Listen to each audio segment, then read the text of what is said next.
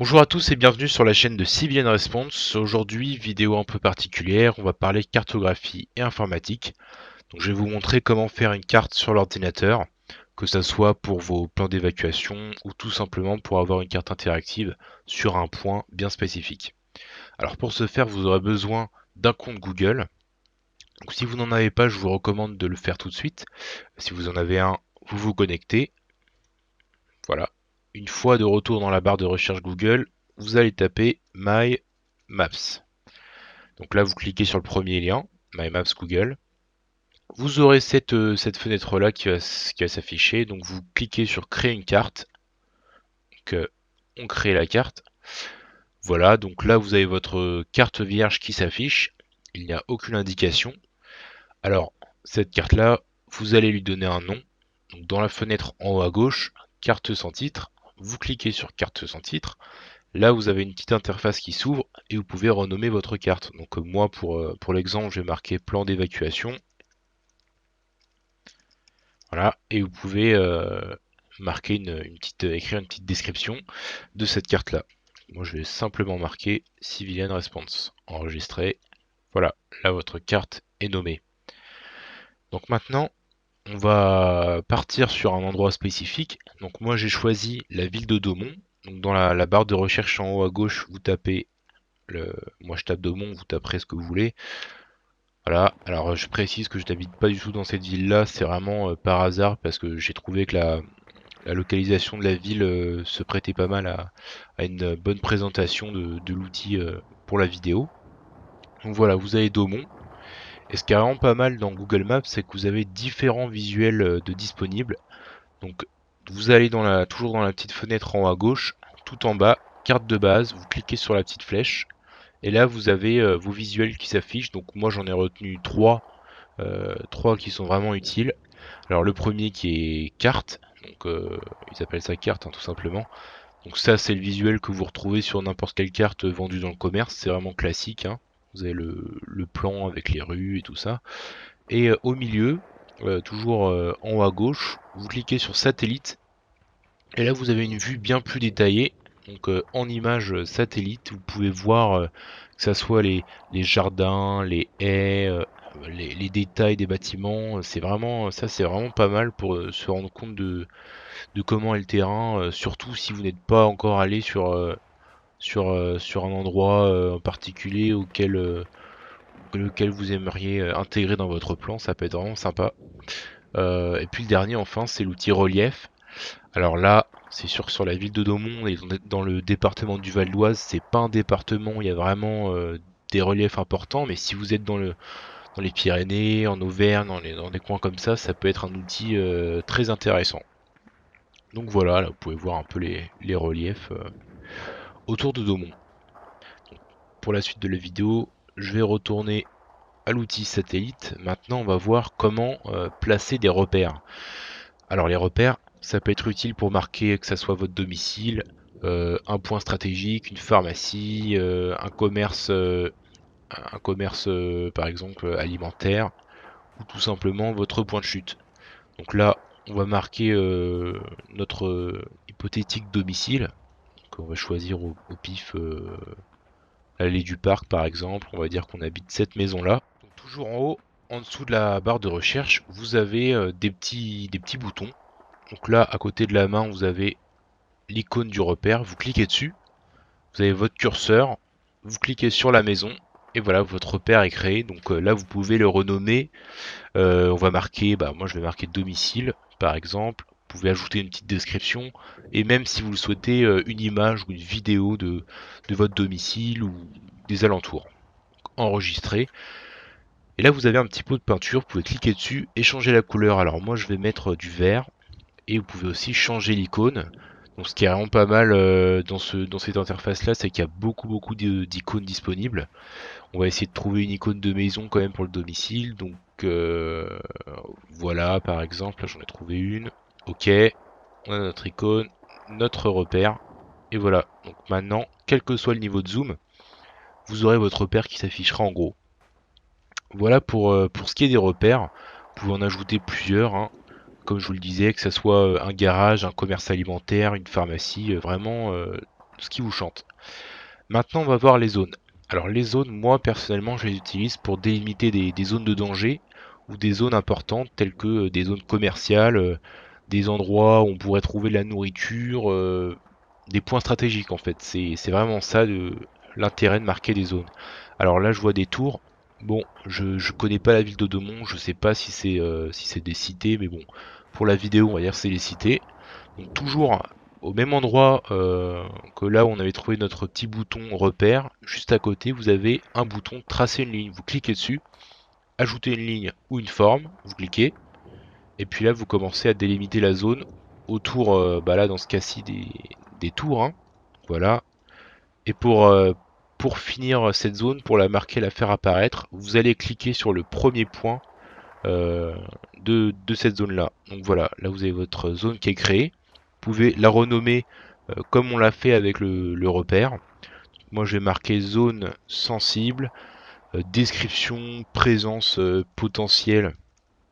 Tiens, une photo quoi là. Présence potentielle de salafistes, j'imagine, hein. Enregistré. Et là, au même titre que le repère, vous pouvez aussi changer la couleur. Donc comme c'est une zone sensible, moi je vais la mettre en rouge. En rouge, voilà. Et juste en dessous, vous avez deux options. Donc transparence du polygone, ça permet de régler l'opacité de la coloration de la zone. Je vais quand même la laisser relativement transparente pour qu'on puisse voir les détails en dessous. Et puis largeur de la bordure, bon ça je vous fais pas un schéma. Voilà. Donc là aussi, vous pouvez ajouter une image ou une vidéo. Et vous avez en bas à gauche de l'encadré la surface de la zone. Voilà, donc les zones, on va faire qu'une seule pour la vidéo. Après, vous pouvez en créer plusieurs, sachant que vous avez un nombre limité de calques réalisables. Je me rappelle plus du nom du tout, mais bon, il y a quand même pas mal de possibilités. Ça laisse un champ assez libre. Voilà pour ce qui est des zones. Maintenant, on va voir pour l'itinéraire. Donc pour ce faire, on va chercher notre point de chute. Alors j'ai repéré ce petit village, la Bouqueval, c'est un bled paumé, ça va être parfait pour comme point de chute. Donc ajouter repère, comme pour le domicile en fait. Admettons que qu'on aille chez notre ami qui habite dans ce bled paumé. Donc voilà, il va habiter là. Je clique, on va marquer point de chute, description, domicile, je prends n'importe quel prénom, hein, Gilbert, voilà, enregistrer. La couleur, on va la mettre en bleu. L'icône, on va reprendre celle de la maison. Et voilà, donc là vous avez votre point de chute qui est créé. Quand vous dézoomez, on peut voir les deux points avec la petite zone ici. Alors maintenant pour l'itinéraire, toujours à l'endroit où on a trouvé les boutons, vous avez une petite flèche qui part vers le haut. Vous cliquez, ajouter itinéraire. Alors lui, automatiquement dans la fenêtre à gauche, en point de départ, il m'a mis mon point de chute. Il suffit de supprimer ce point de départ et vous remplacer par, donc là dans ce cas-ci, notre domicile. Bravo, donc le point de chute. Point de chute. Là je sélectionne. Et là voilà, vous avez votre l'itinéraire qui apparaît. Donc lui automatiquement il m'a mis sur la départementale. Vous pouvez vraiment le déplacer si vous souhaitez passer par des petites routes. Pour ce faire, il vous suffit d'aller sur passer votre curseur sur le liseré bleu. Et vous pouvez voir qu'il y a un point blanc qui suit votre curseur. Donc par exemple, voilà, ici admettons que au lieu de passer par la départementale, j'ai envie de passer par la départementale 301, j'ai envie de passer par la départementale 909. Bah, vous passez votre curseur sur le liseré bleu, vous maintenez, et puis vous glissez, tout simplement. Attendez, je crois que je mal fait. Vous glissez comme ça, et voilà, et l'itinéraire se déplace. Vous ne perdez absolument pas vos coordonnées, vous arrivez toujours au point de chute. Simplement, ça a déplacé l'itinéraire par la rue qu'on visait, juste ici. Et ça, vous pouvez le faire à n'importe quel endroit, hein. Par exemple, allez, ici, voilà, j'ai envie de prendre la route de campagne parce que ici, il y aurait un camp de gitans. On va éviter de passer par là. Donc voilà, je glisse et hop, l'itinéraire se déplace. Alors, ce qui est un petit peu dommage, c'est qu'on peut pas changer la couleur de cet itinéraire, mais bon, c'est vrai que ça aurait été bien d'avoir un itinéraire rouge, un bleu, un vert, enfin bref, plusieurs couleurs pour pouvoir différencier les trajets et avoir plusieurs chemins clairement identifiables. Mais bon, c'est franchement déjà pas mal. Ensuite, on va voir l'outil de mesure des distances et qui nous permet aussi de calculer une surface. Alors toujours dans le bouton, tout en haut à droite, vous avez la petite règle, mesurer des distances et les zones, vous cliquez. Admettons qu'on veuille mesurer la distance depuis le domicile jusqu'à l'aérodrome d'Anguin-Moisselles. Je clique sur le domicile, et là tout simplement, avec ma souris, j'accompagne le curseur jusqu'à l'aérodrome. Vous voyez le nombre de kilomètres qui varie en fonction de la distance tracée. Donc voilà, on va cliquer là. Et si je veux faire mesurer une surface, tout simplement, je clique, je délimite les angles. Voilà, et voilà, la même manière que pour le traçage de la zone, on va refermer en cliquant sur le premier point qu'on avait marqué. Et voilà, là on a notre zone qui est affichée. Donc on peut voir la surface totale de 5,05 km² et le nombre de kilomètres sur chaque angle. Alors ça c'est un calque temporaire, hein. Si vous cliquez à côté, ça va disparaître. C'est vraiment un outil pour mesurer rapidement les distances et les surfaces. Alors on peut aussi renommer les calques au même titre qu'on a renommé la carte en fait. Donc vous cliquez là par exemple hein, dans la fenêtre calque sans titre. Voilà, vous double-cliquez en fait et modifier le nom du calque. Bon là on va mettre... voilà, j'ai pas classé hein, les éléments par calque, je les classe, mais ensuite vous avez juste à glisser par exemple zone sensible dans un autre calque et le renommer. On va voir ça, donc là par exemple on va mettre test 01, enregistrer, voilà. Itinéraire à domicile, donc ça aussi c'est un calque à part entière. Ensuite, si vous voulez avoir un aperçu de votre carte, vous cliquez sur aperçu dans la fenêtre à gauche. Et là, vous avez votre carte qui s'affiche. Donc là, vous pouvez pas la modifier, simplement la visualiser. Donc vous avez tous les calques qui s'affichent sur le panneau à gauche. Vous pouvez vous déplacer dedans. Voilà. Et par exemple, si vous cliquez sur le point A, donc qui est votre point de départ dans l'itinéraire qu'on a tracé, et aussi votre domicile, vous cliquez, et là vous voyez à gauche, ça s'affiche domicile. Si on avait mis une description et une photo, il y aurait eu la description et la photo qui se serait affichée. C'est pareil pour la zone, voilà, présence potentielle de salafistes. Voilà pour ce qui est de l'aperçu. Donc là on va revenir à la phase de modification. Alors, ce qui est aussi assez pratique dans cet outil-là, c'est qu'on peut permettre à un tiers de modifier la carte.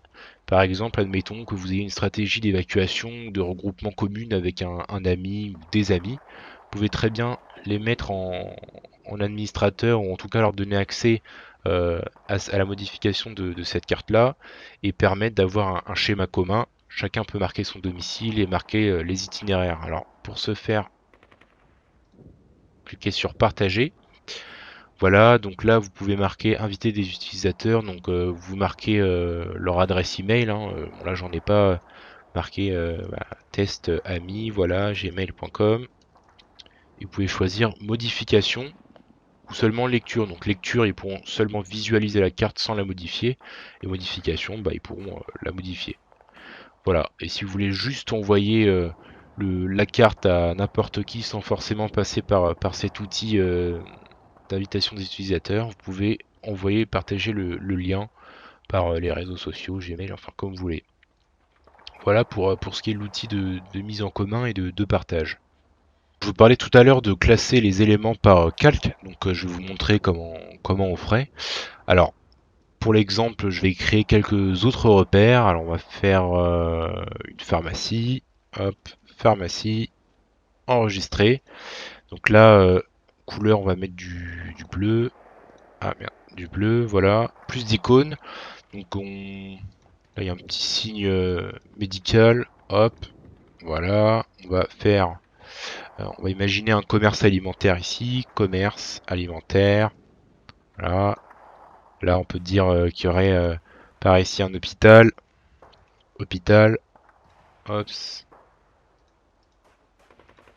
On met l'icône. Voilà, donc, par exemple. Ensuite, on va créer un calque. Donc, ajouter un calque. Notre calque qui sera ici.